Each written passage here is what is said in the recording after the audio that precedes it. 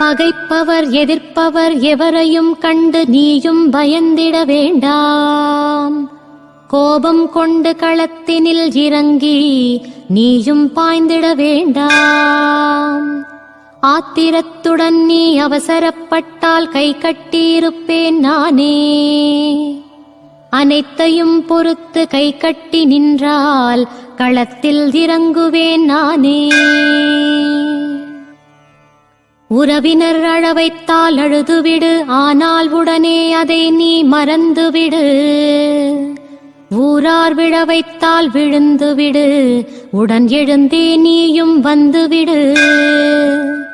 உன்னை அழவைக்க விழவைக்க இங்கே எவராலும் இனி முடியாது.